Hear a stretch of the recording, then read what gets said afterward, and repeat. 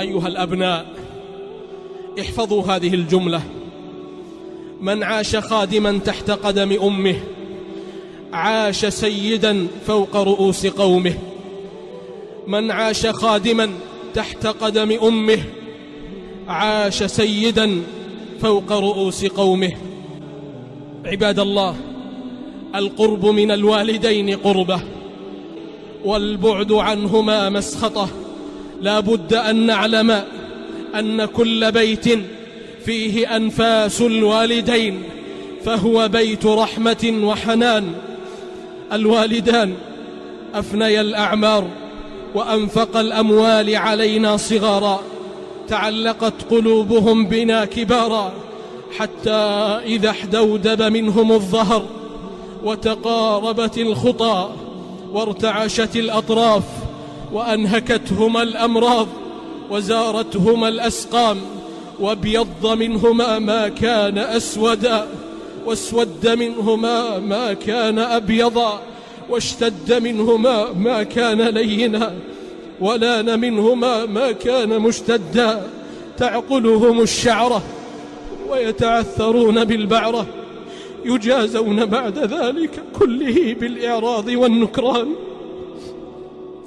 تأملوا يا رحمكم الله وصف هذه اللحظات في القرآن العظيم: إما يبلغن عندك الكبر أحدهما أو كلاهما فلا تقل لهما أف ولا تنهرهما وقل لهما قولا كريما واخفض لهما جناح الذل من الرحمة وقل رب ارحمهما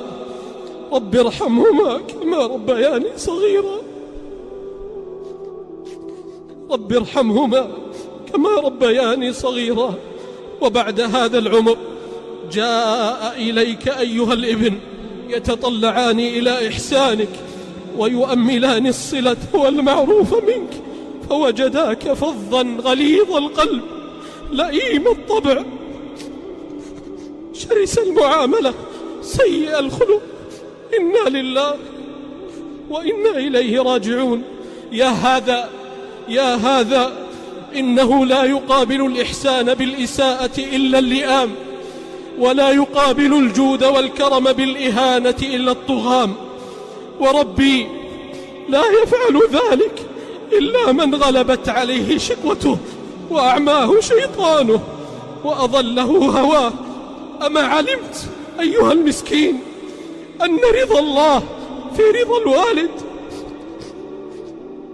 أما علمت أيها المسكين أن رضا الله في رضا الوالد وسخط الله في سخط الوالد؟ والله وبالله وتالله إن الخير كل الخير في الوالدين المسنين. إن الخير كل الخير في الوالدين المسنين. قال صلى الله عليه وسلم: الخير مع أكابركم، الخير مع أكابركم. وفي رواية: والبركة مع أكابركم. الوالدان رؤيتهما طاعة وحديثهما قربة ودعاؤهما بركة وطاعتهما حسنة. بكى أحد السلف عند قبر أمه لما دفنوها، فقالوا له في ذلك، فقال: لم لا أبكي وقد أغلق علي باب من أبواب الجنة وحق له البكاء، فموت أحد الوالدين صدع في الفؤاد لا يجبر.